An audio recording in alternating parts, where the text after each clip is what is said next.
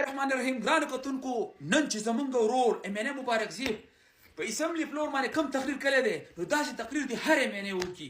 1000 سال جیو میرے یار میرے شیر. ملګرو دا ویډیو را سره وګورئ، د دې ویډیو نه بعد به نورې خبرې کوو. جناب اسپیکر، یہ ہے میرا شاہد بھائی. میں اپنے بھائی کی وجہ سے ادھر ہے جناب اسپیکر. اسپیکر،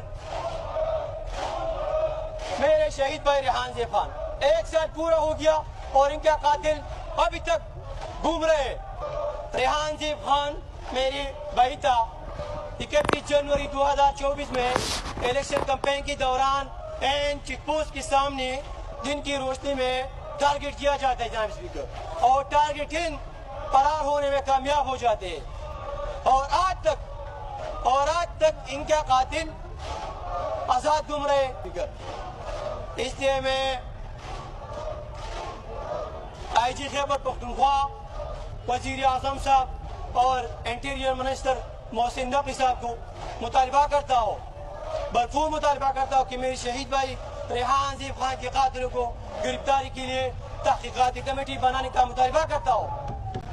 تاسو ته مما ویل کو نه ملګرو چې د باز د جال نه ټول عمر د باز بچی پاتې، د باز بچی. او مبارک زیبا، نن چې تا دا کوم تقریر وکړو که نه، تا د باجوړو څه کوي چې د غونډې پښتونخوا زړونه دې وګټل، د غونډ پښتنو زړونه دې وګټل.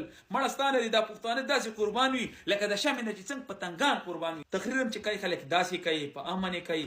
بیا د شهید ورور دپاره ځکه چې زمونږ خلکو، زمونږ باجوړو یعنې غونډې پښتونخوا د مبارک زیب نه صرف واحد د شهید ریحان زیب د قاتلانو تپوس کړی و، د شهید ریحان زیب د قاتلانو مطالبه یې کړې وه.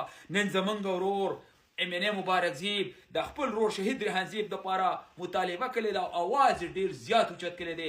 انشاءالله تعالی دا مطالبه به ډېر زر پوره کیږي. جیو 1000 سال جیو میرے یار میرے شیر. تھینک یو، مہربانی، شکریہ.